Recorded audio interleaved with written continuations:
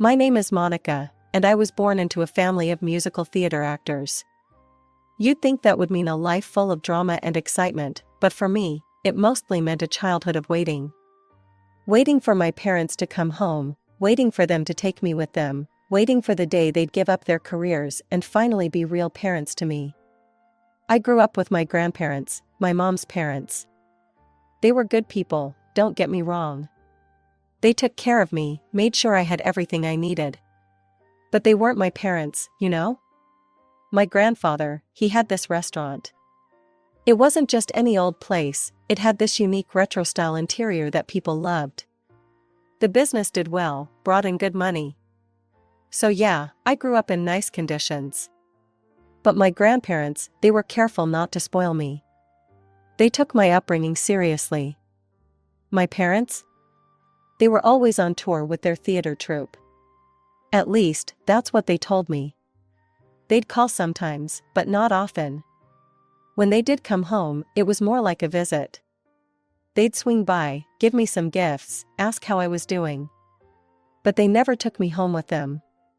It was always, next time, Monica, we promise. Even when they had breaks or vacations, they'd leave me with my grandparents. We need rest, they'd say. We need some free time. Always with the promise that things would change soon. That they'd give up their careers and come for me. That we'd be a real family. As I grew older, I started to notice things. The way my grandmother would purse her lips when my parents' names were mentioned. The way my grandfather's eyes would harden when he talked about their tours. They're busy people, Monica, my grandmother would say, but her tone suggested she didn't quite believe it herself. I tried to focus on the good things. My grandparents' love, the bustling restaurant, the comfortable life we had. But there was always that hole, that emptiness where my parents should have been. I'd watch other kids with their moms and dads, going to the park, having ice cream, doing all those normal family things. And I'd wonder, what was wrong with me? Why didn't my parents want to do those things with me? But I never stopped hoping. Never stopped believing that one day, they'd keep their promise. That one day, we'd be a real family. My 12th birthday started like a dream come true. For once, my parents were actually here, showering me with attention and gifts. I couldn't believe my eyes when I saw them walk through the door, their faces beaming with smiles I'd only seen in old photographs. Monica, sweetheart. Mom called out, arms wide open. I ran to her, breathing in her familiar perfume. Mom, Dad. You're really here. Dad ruffled my hair affectionately. Wouldn't miss it for the world, kiddo.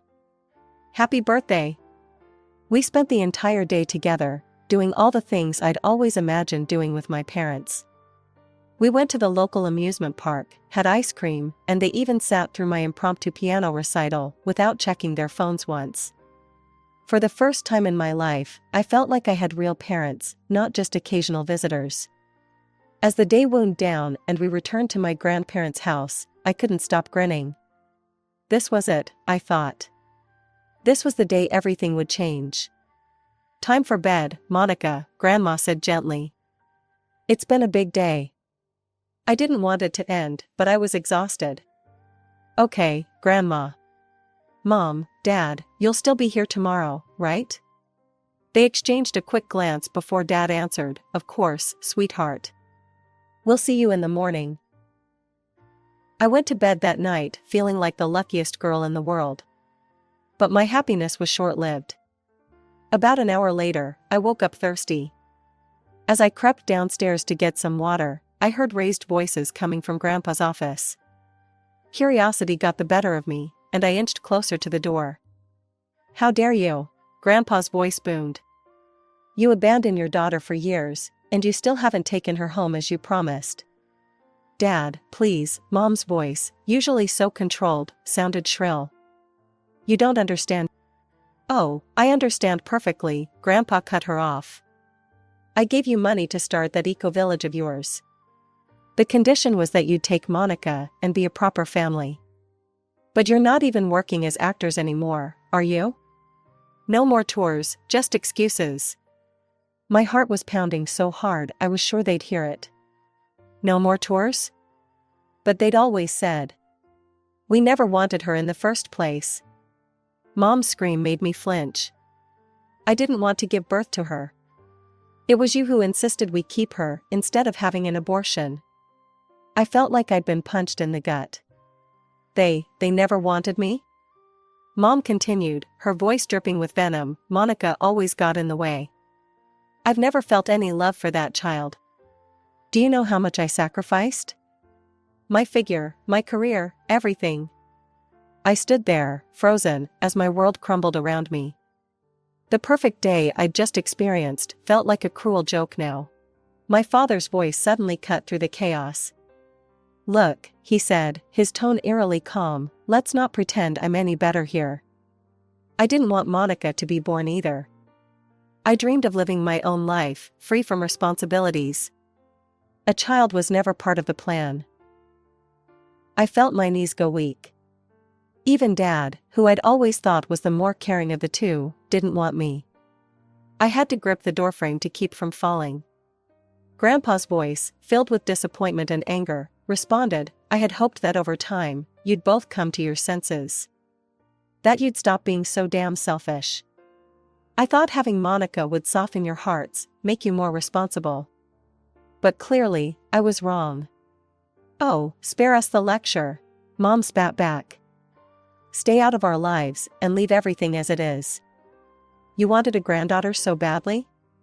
Fine. You raise her yourself. There was a moment of tense silence before Grandpa spoke again, his voice cold and final. All right, if that's how you want it. But don't expect another cent from me for your harebrained schemes. Find another investor for your precious eco-village. I'm done. I heard footsteps approaching and panicked. Quickly, I ducked behind a nearby sofa, my heart pounding so loudly I was sure they'd hear it. The office door flew open, and I saw my parents storm out through a gap between the sofa and the floor. They slammed the front door so hard the windows rattled. Through the curtains, I watched their car speed away, not even a glance back at the house. Once I was sure the coast was clear, I crept back up to my room. As soon as I closed my bedroom door, the tears I'd been holding back came flooding out. I buried my face in my pillow to muffle my sobs. How could they? How could my parents, the people I'd idolized and longed for all my life, not want me? The perfect day we just had felt like a cruel joke now. I cried all night, my pillow soaked with tears. By morning, my eyes were puffy and red, my throat raw from crying. When Grandma knocked on my door to wake me up, I managed to croak out that I wasn't feeling well. Oh, sweetheart, she said, coming in to feel my forehead. You do feel a bit warm. Must be all the excitement yesterday. You just rest, okay? I nodded weakly, feeling guilty for the lie, but knowing I couldn't face them right now. How could I look at my grandparents knowing what I knew? How could I pretend everything was normal when my whole world had been turned upside down? That day marked the end of my childhood innocence. The fantasy of a happy family reunion was shattered, replaced by the harsh reality of my parents' true feelings. I knew I could never look at them the same way again. 3 years passed since that fateful birthday, and I'd learned to live with the knowledge I'd gained that night. I never told my grandparents what I'd overheard, and they continued to shower me with love and support. Life went on, and I tried my best to focus on school and helping out in the restaurant, pushing thoughts of my parents to the back of my mind.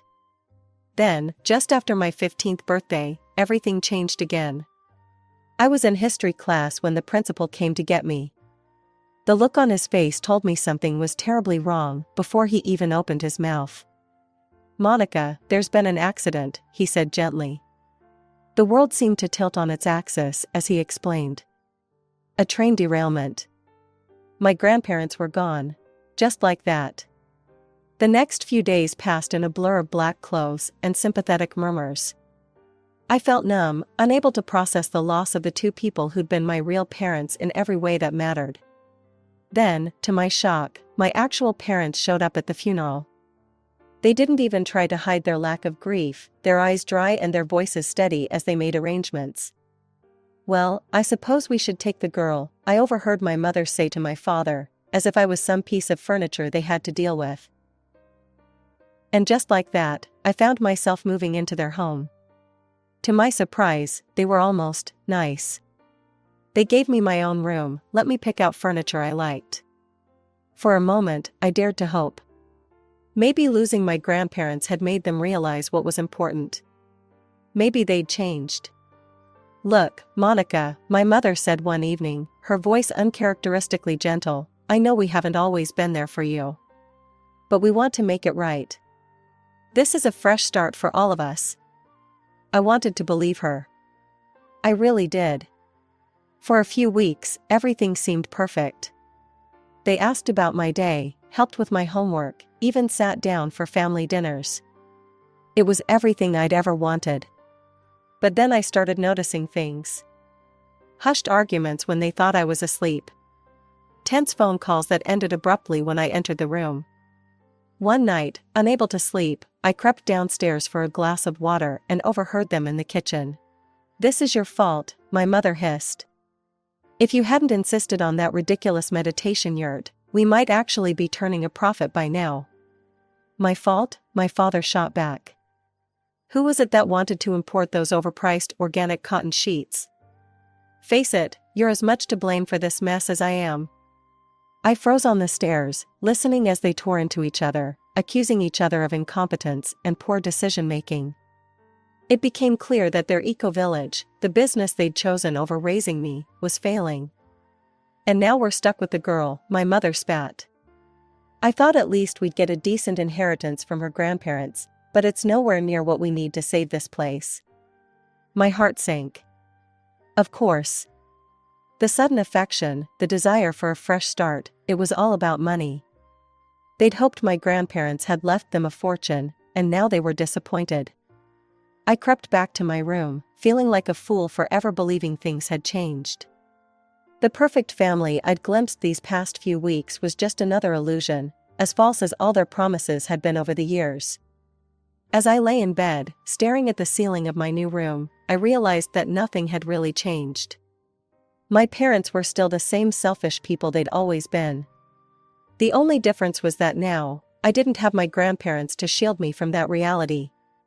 The months following my grandparents' death were a roller coaster of emotions and changes. One day, I came home from school to find my parents in a heated discussion about finances. "We have no choice," my father said, his voice strained. "We need to sell the house and the restaurant." My heart sank. "But, that's all I have left of them," I protested weakly. My mother's eyes were cold as she replied, "Don't be sentimental, Monica. It's just property." And just like that, my childhood home and my grandfather's beloved restaurant were sold off. I watched as strangers carted away the antique furniture, the family photos, the memories. My parents assured me it was for the best, that the money would save their eco-village business. But I knew better than to believe their promises by now. As the months wore on, their facade of affection crumbled completely. They bickered constantly, not even bothering to lower their voices when I was around anymore. I tried to tune it out, focusing instead on my studies. Despite everything, I managed to excel in school, even graduating early at 17. I was proud of myself, but when I broached the subject of college with my parents, their response was like a bucket of cold water. "College?" my mother scoffed. "Do you have any idea how much that costs? We can barely keep the business afloat as it is." But Grandpa always said he'd set aside money for my education," I said, my voice small. My father laughed mirthlessly. "Your grandfather said a lot of things, Monica. But there's no money." It was probably just another one of his empty promises. I wanted to argue, to insist that my grandfather would never lie to me. But I had no proof, no way to access any accounts he might have set up. And that's how I found myself working at the local coffee shop, taking orders and wiping down tables instead of sitting in college lectures. It wasn't what I'd dreamed of, but it was something. A start. A way to save up and maybe, just maybe, fund my own education one day. The months ticked by, and before I knew it, my 18th birthday arrived. I woke up that morning with a mix of excitement and trepidation. Maybe now that I was legally an adult, things would change. Maybe my parents would finally see me as a person, not just a burden. But as I came downstairs, I was met with the same indifference I'd grown accustomed to. No cake, no cards, not even a happy birthday. "Oh, is that today?" my mother said absently when I reminded her. "Well, have a good day at work, dear." I left the house with a heavy heart, trying to hold back tears as I made my way to the coffee shop. But to my surprise, I was greeted with streamers and a small cake when I arrived. "Happy birthday, Monica," my boss and coworkers chorused. For the first time that day, I felt a genuine smile spread across my face. As we shared cake and laughs during our break, I realized something important. Family isn't always about blood. Sometimes, it's about the people who show up for you, who celebrate your victories, and support you through your struggles. The day after my underwhelming 18th birthday, I was at work, mechanically wiping down tables and taking orders, when my phone rang. The caller ID showed a number I didn't recognize. "Is this Monica?" a professional-sounding voice asked. "This is Robert Johnson, your grandfather's lawyer. I need to meet with you regarding your grandfather's will. Can you come to my office today?" In a daze, I got permission from my boss to leave early and made my way to the lawyer's office. As I sat across from Mr. Johnson, I couldn't have prepared myself for what he was about to say. "Your grandfather left you a substantial inheritance, Monica," he said, sliding a document across the desk. "He set up a personal account for you, which you now have access to as you've turned 18. Additionally, he left a separate fund for your college education and living expenses." I stared at the numbers on the paper, my vision blurring with tears. It was more money than I'd ever imagined. For the first time in years, I felt a sense of hope, of possibility. When I got home, I found my parents in their usual spots, Mom scrolling through her phone, Dad watching TV. They barely looked up as I entered. Taking a deep breath, I announced, "Grandpa left me money for college." The reaction was immediate. They both jumped to their feet, eyes wide with disbelief. "What?" my mother shrieked. "How much?" I told them the amount, watching as their expressions morphed from shock to calculation. "Well," my mother said, her voice suddenly honey-sweet, "that explains why we inherited so little. Your grandfather always did favor you." I bristled at her tone, but pressed on. "I'm going to apply to colleges. With my grades, I might even qualify for partial scholarships." "Whoa, hold on there," my father interrupted. "Let's think about this rationally." What followed was a barrage of arguments against my going to college. They talked about the real-world experience I'd miss out on, the student debt I'd accrue, conveniently ignoring the funds specifically for my education, and how a degree didn't guarantee success. "Look," my mother said, her voice taking on a conspiratorial tone, "why don't you invest that money in our business instead? We're on the verge of a breakthrough with the eco-village. Once it takes off, we'll make sure you're set for life. You won't even need to work." As they continued their pitch, painting pictures of a luxurious future where I'd want for nothing, I found myself nodding along. But inside, a voice was screaming. I'd heard these promises before.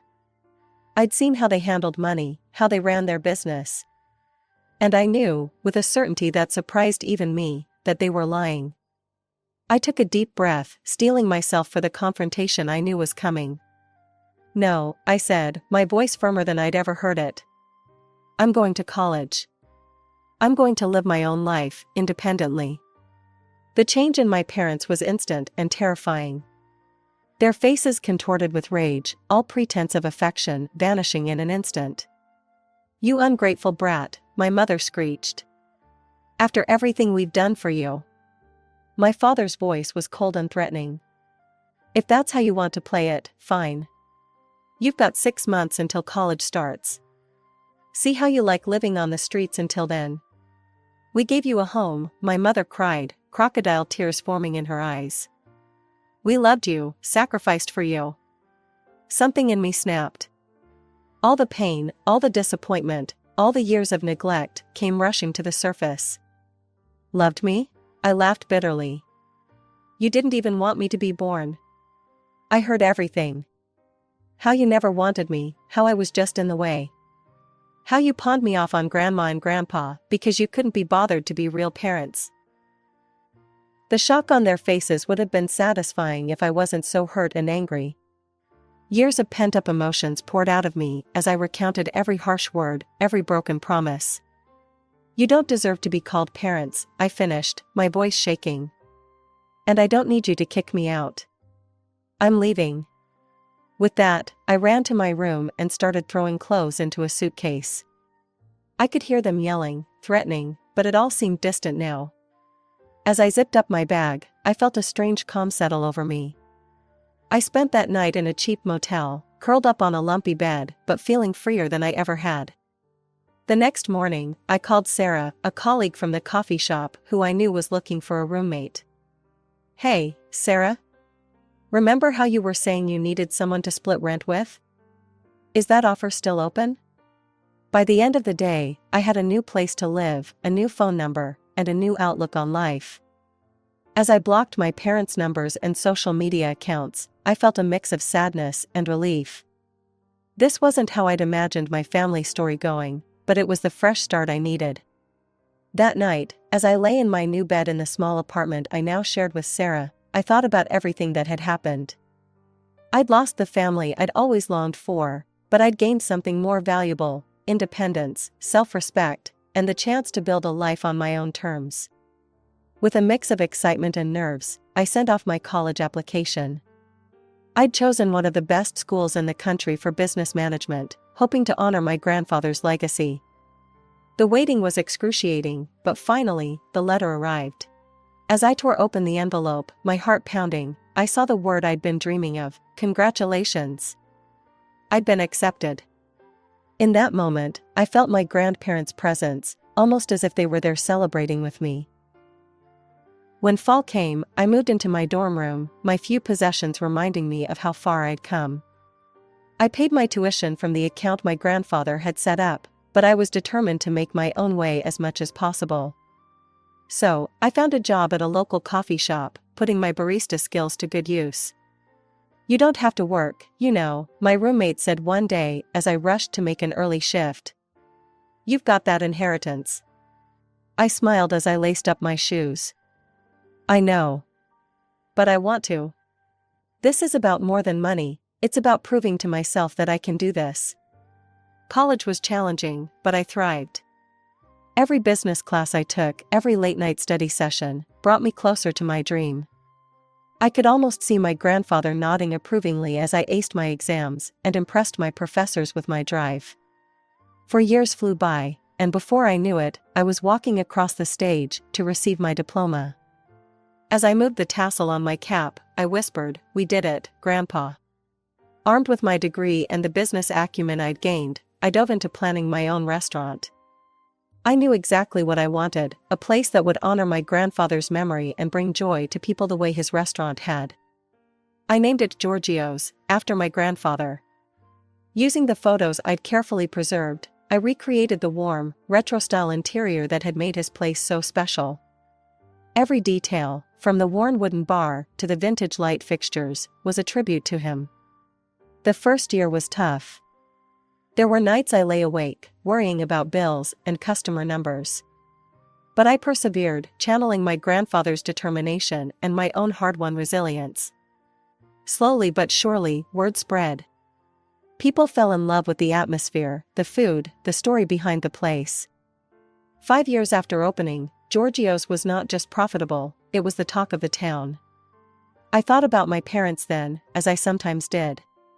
I'd seen them around town a few times, looking older and worn. Their eco-village dream had fizzled out long ago, I'd heard. Part of me felt a twinge of sadness for what could have been, but I knew I was better off without them. My life wasn't perfect, but it was mine. I'd built it with my own 2 hands, with the love and support of my grandparents as my foundation. As I looked around the restaurant, my restaurant, I felt a deep sense of pride and gratitude. I pulled out an old photo of my grandparents from my wallet. I did it, I whispered to their smiling faces. I hope I've made you proud. As I locked up and stepped out into the cool night air, I felt a peace. The journey hadn't been easy, but every hardship, every obstacle had led me here. I was Monica, granddaughter of Giorgio, owner of Giorgio's restaurant, author of my own story.